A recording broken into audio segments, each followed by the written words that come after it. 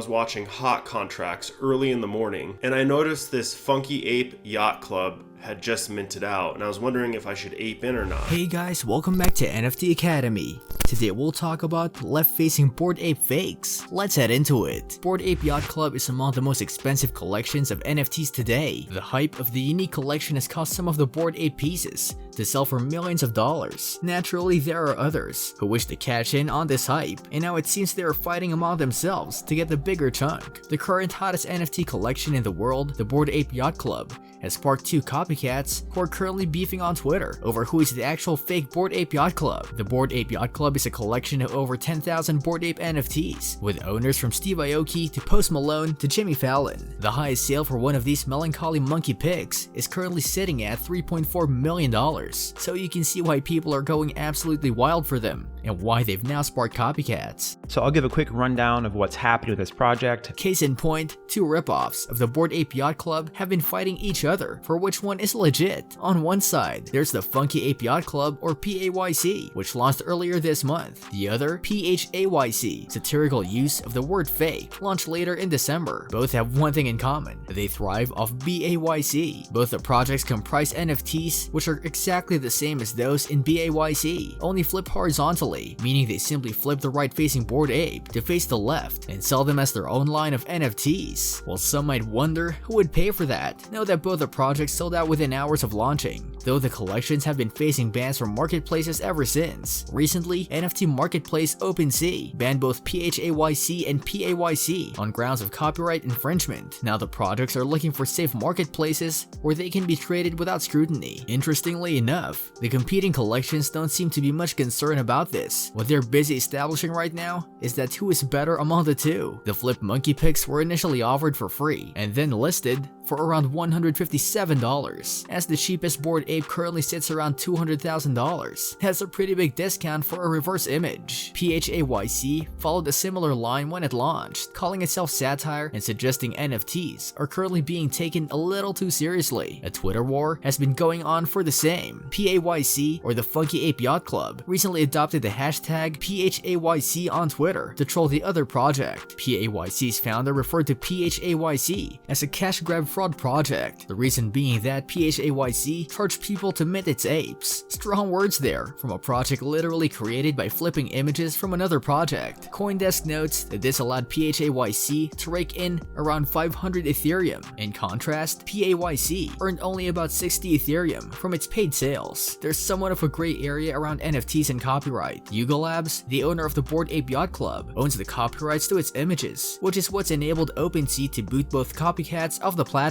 But if Yuga Labs wants to go further and file a formal complaint, there isn't really a precedent for how it could be handled. In terms of the NFT arts, the two collections are largely similar, though some differences can be seen in what they have set out to achieve. As a report by The Verge points out, PAYC is meant to mock the Bored Ape Yacht Club, claiming that the collection is just a gimmick of the rich. In doing so, it attempts to give a fresh chance to the market at the Bored Ape NFTs. PHAYC, on the other hand, mocks every notion of NFTs and goes by the tagline, "Fake it till you make it," a wordplay on fake. Both the collections have 10,000 Ape NFTs, just like BAYC. Yuga Labs, the copyright owner of BAYC, has not yet taken legal action against any of the two, though it will be interesting to see what happens if it decides to do so, since the world of NFTs has largely been bereft of regulations. Both companies could argue they're operating under transformative fair use, which is how much satirical arts gets away with using copyrighted images, but as NFTs operate under their own sets of rules and regulations,